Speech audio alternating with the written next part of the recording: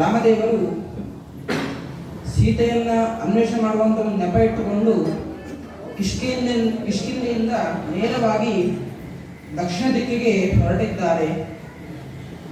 ಸಮುದ್ರ ತೀರಕ್ಕೆ ಬಂದಿದ್ದಾರೆ. ಅಲ್ಲಿಂದ ಮುಂದೆ ಸೀತೆಯ ಸುಳಿವು ಸಿಕ್ಕಿದೆ.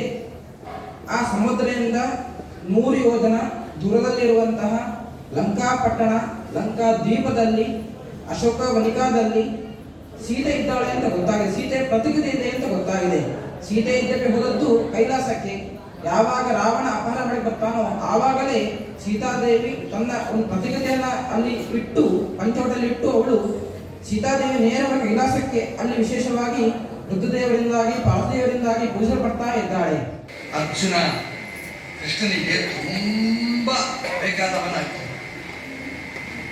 ಎಲ್ಲೆಲ್ಲಿ ಅರ್ಜುನನಿಗೆ ಸಮಸ್ಯೆ ಅಲ್ಲೆಲ್ಲ ಭಗವಂತ ಸ್ಪಂದಿಸುತ್ತಾರೆ. ಕೊನೆಗೆ ಎಲ್ಲಿವರೆಗೆ ಅಂತಂದ್ರೆ, ಯತ್ರ ಯೋಗೀಶ್ವರ ಕೃಷ್ಣ ತತ್ರ ಪಾರ್ಥೋ ಧನುರ್ಧರ. ಎಲ್ಲಿ ಕೃಷ್ಣ ಅಲ್ಲಿ ಅರ್ಜುನ, ಎಲ್ಲಿ ಅರ್ಜುನ ಅಲ್ಲಿ ಕೃಷ್ಣ, ಅಲ್ಲಿ ಬೇಕಾದ ಸಿರಿ ಸಂಪತ್ತು ಅಲ್ಲಿ ಅಂತ ನಾವು ಮಹಾಭಾರತ ಭಗವದ್ಗೀತೆಯಲ್ಲಿ ನಾವು ಕೇಳ್ತೀವಿ. ಇಷ್ಟೊಂದು ಅರ್ಜುನನ ಮೇಲೆ ದೇವರು ಮಾಡಿದ ಅವಿಭಾಜ್ಯವಾದ ಅನುಗ್ರಹ, ಇದಕ್ಕೇನು ಕಾರಣ ಅಂತಂದ್ರೆ ಅವನ ಹಿಂದಿನ ಜನ್ಮ.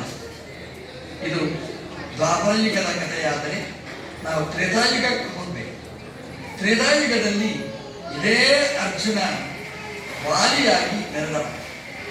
ಒಂದು ರೀತಿಯಲ್ಲಿ ರಾಮಕೃಷ್ಣನಿಗೆ ವಿರುದ್ಧವಾದ ಪಕ್ಷ ವಾಲಿಯದ್ದು. ರಾಮನಿಗೆ ಬೇಕಾದ ಸುಗ್ರೀವನ ವಿರೋಧಿ ಪಕ್ಷದ ನಾಯಕ ವಾಲಿ. ಆದರೆ ಆ ವಾಲಿಯ ಸಾಧನೆ ದೊಡ್ಡ ಸಾಧನೆ.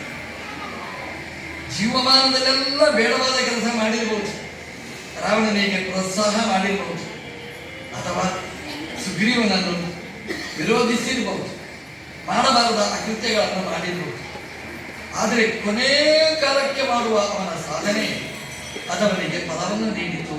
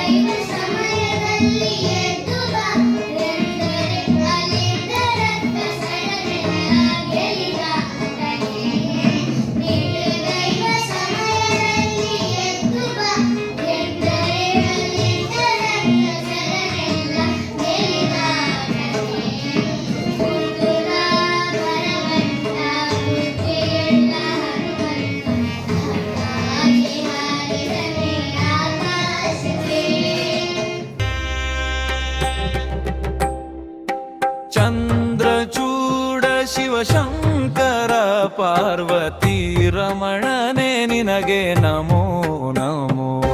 ಸುಂದರ ಮೃಗಧರ ಪಿನಕ ಪೊನ್ನುಕರ ಗಂಗಾ ಶಿರ ಗಜಚರ್ ಮಾಂಬರಧರ ನಮೋ ನಮೋ. ನಂದಿವಾಹನ ನಂದದಿಂದ ಮೂಜಗದಿ ಮೆರರೆ ನೀನೇನೆ.